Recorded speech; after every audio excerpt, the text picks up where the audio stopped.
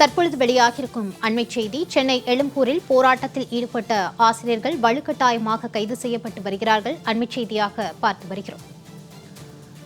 சென்னை எழும்பூரில் போராட்டத்தில் ஈடுபட்ட பகுதி நேர ஆசிரியர்கள் வலுக்கட்டாயமாக கைது செய்யப்பட்டு வாகனத்தில் ஏற்றப்பட்டு வருகிறார்கள். அதனை நாம் அண்மைச் செய்தியாக பார்த்து வருகிறோம். பகுதி நேர ஆசிரியர்கள் தொடர்ந்து 12வது நாளாக போராட்டத்தில் ஈடுபட்டு வருகிறார்கள். அவர்களை குண்டுக்கட்டாக காவல்துறையினர் கைது செய்து வருகிறார்கள். பணி நிரந்தரம் கோரி 12வது நாளாக பகுதி நேர ஆசிரியர்கள் இன்றும் போராட்டத்தில் ஈடுபட்டிருந்தனர். சென்னை எழும்பூரில்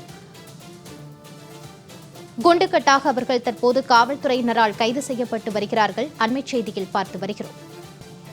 சென்னை எழும்பூரில் போராட்டத்தில் ஈடுபட்டு வரும் பகுதி நேர ஆசிரியர்கள் தற்போது வலுக்கட்டாயமாக கைது செய்யப்பட்டு வாகனத்தில் ஏற்றி வருகிறார்கள். கூடுதல் விவரங்களோடு செய்தியாளர் ஜெயலானி இணைகிறார். வணக்கம் ஜெயலானி, கூடுதல் விவரங்களை வழங்கலாம். மாலதி, பகுதி நேர ஆசிரியர்கள் சுமார் 1000க்கும் மேற்பட்டவர்கள் இன்றைய தினம் ராஜரத்ன மைதானம் அருகில் பேரணியாக வந்து தர்ணா போராட்டத்தில் ஈடுபட்டார்கள். குறிப்பாக கடந்த 12 நாட்களாக பகுதி நேர ஆசிரியர்கள் போராட்டத்தை மேற்கொண்டு வருகிறார்கள். திமுக அரசு தேர்தலின் போது வாக்குறுதியாக 181 தனக்கு பணி நிரந்தரம் வழங்குவதாக பகுதி நேர ஆசிரியர்களுக்கு வாக்குறுதி அளித்திருந்தனர். இந்த நிலையில் ஆட்சி பொறுப்பேற்று 4 ஆண்டுகளாக அவர்களது வாக்குறுதியை நிறைவேற்றாத காரணத்தினால் திமுக அரசை கண்டித்தும் தேர்தல் வாக்குறுதியை நிறைவேற்ற வேண்டும் என்பதை வலியுறுத்தியும் தொடர்ந்து 12 நாட்களாக போராட்டத்தை மேற்கொண்டிருந்தார்கள். இன்றைய தினம் அவர்களது போராட்டம் தீவிரமடைந்த நிலையில் சென்னை எழும்பூர் பகுதியில் பேரணியாக வந்த பகுதி நேர ஆசிரியர்கள் சுமார் 6000க்கும் மேற்பட்டவர்கள் ராஜரத்ன மைதானம் அருகில் சாலையில் அமர்ந்து தர்ணா போராட்டத்தில் ஈடுபட்டார்கள். இந்நிலையில் தொடர்ந்து 3 மணி நேரத்திற்கு மேலாக சாலையில் அமர்ந்து போராட்டத்தில் ஈடுபட்டதால் அந்த பகுதியில் பரபரப்பு நிலவியது.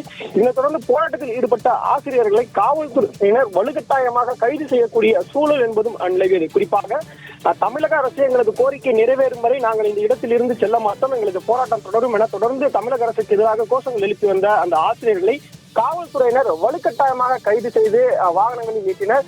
அதில் ஒரு சில ஆசிரியர்களை காவல்துறையினர் தாக்கியதாக ஆசிரியர்கள் புகாரும் தெரிவித்தனர். குறிப்பாக நமக்கு கிடைத்திருக்கக்கூடிய அந்த காட்சிகளில் பார்க்கும் போதும் தெரியும், ஆசிரியர் ஒருவர் என்னை அடிக்கிறார்கள் என்பதாக கோஷங்கள் எழுப்பி கதறி அழுவார்கள். தொடர்ந்து கீழே இருக்கக்கூடிய ஆசிரியர்களும் தொடர்ந்து அவர்களும் வலுக்கட்டாயமாக கைது செய்யப்படுவார்கள். குறிப்பாக அவர்கள் கேட்கக்கூடிய கேள்வி என்பது, நாங்கள் என்ன தவறு செய்த குற்றவாளிகளா, எங்களை ஏன் குற்றவாளி போன்று நடத்துகிறீர்கள்? திமுக அரசு தற்போது ஆட்சி பொறுப்பில் இருக்கக்கூடிய அரசு ஒரு தேர்தல் அறிக்கையில் ஒரு வாக்குறுதி அளித்திருக்கிறது. அந்த வாக்குறுதியை நிறைவேற்ற வேண்டும், அந்த நிறைவேற்றி கொடுங்கள் என்பதை கேட்கிறோம்.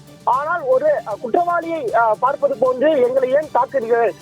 10 காவல்துறையர் சேர்ந்து ஒரு ஆசிரியர்களை தாக்குவதா என்பதாக கண்டனங்களையும் எழுப்பினர். கண்டனங்களை எழுப்பிய ஆசிரியர்கள் அடுத்த நொடியே மீண்டும் வேறு சில காவலர்களை வைத்து குண்டுக்கட்டாக கைது செய்து வாகனங்களில் ஏற்றி தற்போது அருகாமையில் இருக்கக்கூடிய சமுதாய நலக்கூடங்களுக்கு கொண்டு சென்றிருக்கிறார். இந்த சம்பவம் தற்போது அந்த பகுதியில் பரபரப்பை ஏற்படுத்தியிருக்கிறது. பகுதி நேர ஆசிரியர்களும் தொடர்பு கொண்டு பேசுகையில் தங்களது கோரிக்கை நிறைவேறும் வரை தொடர்ச்சியாக போராட்டத்தை மேற்கொள்வோம் என்பதாகவும் நாளைய தினமும் திட்டமிட்டபடி போராட்டத்தை தொடர்வோம் என்பதாகவும் தெரிவித்திருக்கின்றனர். மாலதி, ஜெயலானி, நடைபெற்று வரும் போராட்டம் தொடர்பான கூடுதல் விவரங்களோடு இணைந்தமைக்கு நன்றி.